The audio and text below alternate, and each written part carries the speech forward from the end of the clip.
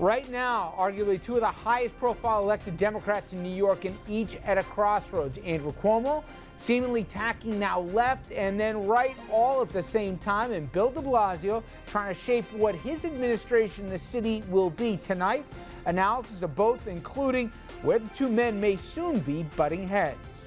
And then, could the latest GOP self-destruct campaign be happening, believe it or not, in the Garden State? Senate candidate who called Social Security a Ponzi scheme and whose campaign called parts of Newark, West Africa and the Middle East, he's now running for Congress. That as we profile the top regional races. And later, celebrity candidates. Do they win? Do they help? And what do professional politicians really think about paparazzi campaigns? Good evening, everybody, and welcome to RFL. I'm Richard French, and thank you so much for joining us this Monday evening, January 6th. We start here with the political equivalent of Cirque du Soleil, easy for me to say. It's currently being performed here by New York's Governor Andrew Cuomo. Now, hours after news breaks of Cuomo pitching or packing a pair of popular liberal social policies, he then tacks right, making his most vocal case yet for a statewide tax cut. New Yorkers need tax relief. You have a lot of hardworking families, a lot of homeowners who are getting crushed in this state by taxation. And they understand that more tax cuts changes the business climate of New York, changes the reputation of New York, changes the perception of New York, will keep more business and will attract more business, and you grow more revenue. Sound familiar? Well, expect to hear more of that from, again, this Democratic governor, as on Wednesday will be a State of the State address. But note the timing of the governor's announcement. It comes after word from the governor this weekend that he would expand medical marijuana studies in New York, doing so by stretching existing laws and going around the state legislature.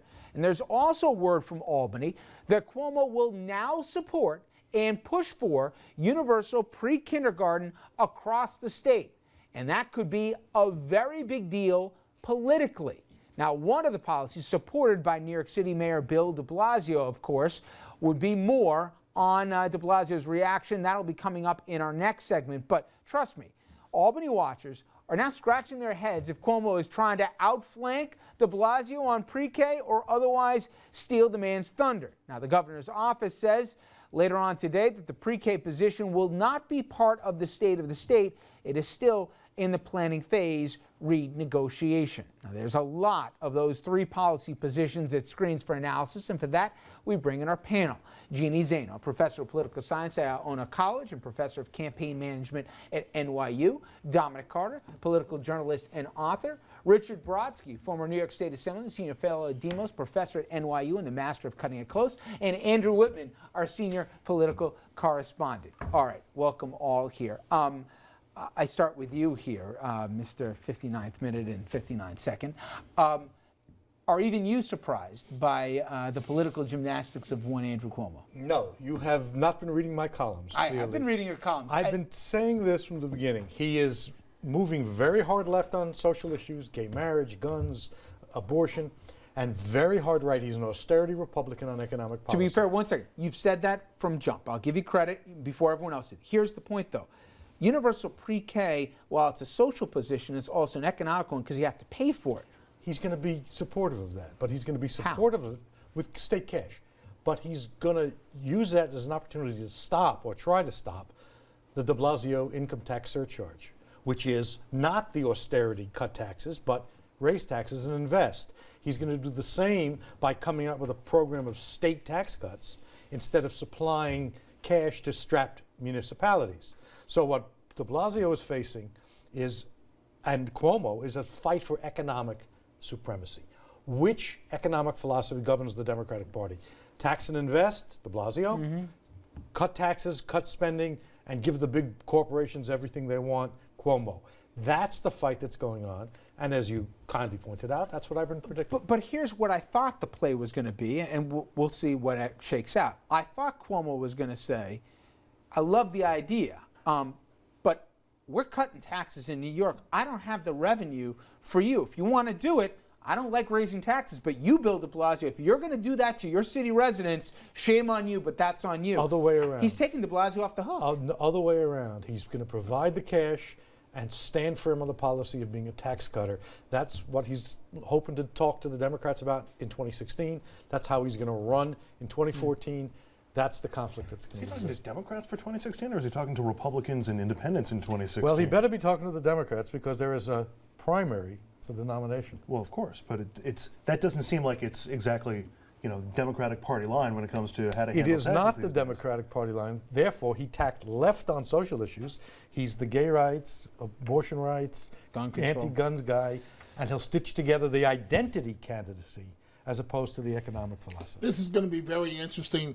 The way you're looking right now is what I'm thinking, trying to figure this all out. I don't frankly understand. I hear you, Brother Brodsky, but I don't understand all the maneuvering that's going, to be honest with you. I see a governor that is moving to the right financially, but when it comes to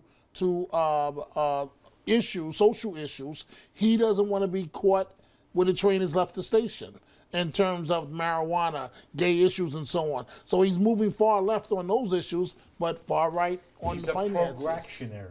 The phrase I He's used going to keep saying that till 2 it's years sick. ago. Jeannie, is this about 2014 or 2016? Could be about both. Listen, 2014, he has wrapped up. We know he is going to win, barring some crisis or some other thing. But he wants to do a better margin, get a better margin than his father did, and he wants to get a big margin upstate where he's weaker. And that's why I think he's putting out this tax policy today. Most of it focuses, not all, on upstate and some in the city. And so it's 2014, but it's also 2016. He's going to hedge his bets. If he decides to run, he's going to need to run in the Democratic primaries. He needs to appeal to Democrats across the country on issues that are progressive. So we see marijuana today, we've seen abortion, we see But gun let's take control. marijuana for a second. New York was late to the game on medicinal marijuana. Okay. And his program, by the way, is very minimal. I mean, you know, we saw our own Rob Astorino come out today and, kind of attack him. But you look at what he's saying. It is not a, sweeping marijuana. I mean, this is a very limited, we look at very Colorado and careful Washington, program. that's for recreational. My question is, if he could label himself, forget about how others are going to label him. You can't really have it both ways. As much as he'd like to be the fiscal conservative and the social progressive, whether we like it or not, people give you one label. Would he rather be progressive right now in Democratic circles? Or is he say, call me moderate if you call me anything? What does he want to be? Well, I don't know if I agree with that. I mean, you think about it. What do people want? They want somebody who allows them to have social liberties. They want somebody who allows them to do things, have freedom in the bedroom, have freedom with their personal lives, and somebody who is fiscally responsible. And so that's what everybody is vying for, and he's vying for that In a funny way, Andrew, it's the 180 degrees of what Republicans are doing.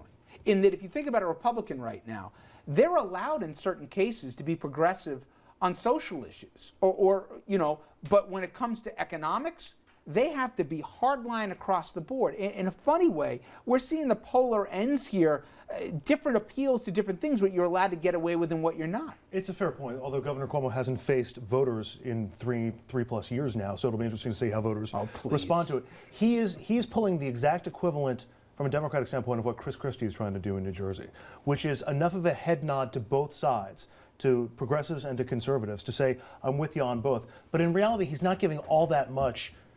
In the way that Christie isn't giving that much to the left. This isn't a head nod. He was way out on guns. He was way out there on gay marriage. But he wasn't any further than the voters in his state were. What you're confusing is a label that is sort of consistent across the policy board, and a guy who's extreme on two different things and tries to average out as a moderate. That doesn't work that way. But the point I was trying to make is that, for example, on the medical marijuana or on the universal pre-K, they're really head nods to both. He's not backing, as Jeannie said, any serious amount of medical marijuana.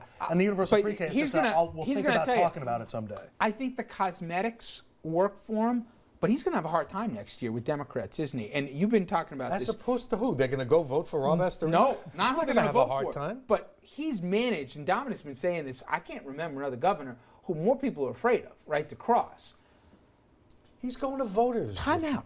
Are the city mayors, if I go to the Syracuse, if I go to the Rochesters, if I go to, even some of the cities around here, are they going to start to not go along to get along if the mayor starts cutting their funds? mayors, supervisors, and county executives. Some are more equal than others. There are 8 million voters. He's going to go to the voters with a $30 million war chest in which he says, I'm a big progressive on I'm not stuff. talking about him winning. He's going to win. The question's margin. I'm talking about something different. He's trying to create this messaging to say, I'm with you, I feel your pain, and you know what, I'll even be with you on the universal pre-K. Will that sell? Will mayors, Democratic mayors, start to turn on him to say, show me the money? Well, I don't know if they have to turn on him. It's an issue which he thinks he can ignore. He's either right or he's wrong. I happen to think he's wrong both on the merits and on the politics. But that's neither here nor there. He's got a strategy. He's got a clear, he's made a decision. He's going to stick with it. It's either going to work or it's not going to work. The fact that some of us have been predicting this for some time is neither here nor there. We got to create a special graphic for him. Get used to it. Well, okay, we're going to be talking in a second about de Blasio. The interesting thing is, how does Bill de Blasio react to the latest olive branch from the governor here? Not enough?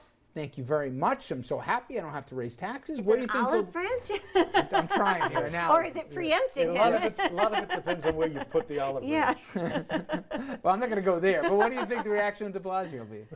I think I would feel preempted if I brought this to the, I mean, he's not, certainly he didn't create this idea. And listen, Cuomo's not giving him the middle school portion of this. He's talking universal pre-K only. As far as I understand, and what I just heard coming in was that he's not even going to talk about this in the State of the State. Yeah. So it's going to wait, but he's not doing the middle school portion. So And it's de my Blasio has some understanding room there. that it has to be funded for 5 years, the universal pre-K. It's a number of years de Blasio wants it funded for, not just a one-shot. And so, it's easy to do a one-shot. Cuomo wants to give him the money, a one-shot deal, and that's that. That's not going to fly I know with this de is Blasio. definition inside baseball. It's really interesting Yes, how Cuomo is trying to play this. And I think they don't know what they have with Bill de Blasio yet. It's They're a not real sure who they're example dealing of with. the devil is in the details. Now, speaking of the governor here, it is a big week for him. On Wednesday morning is his State of the State address. We already know one thing he won't be talking about, but we will have live coverage from Albany on FiOS 1 News in Long Island. And remember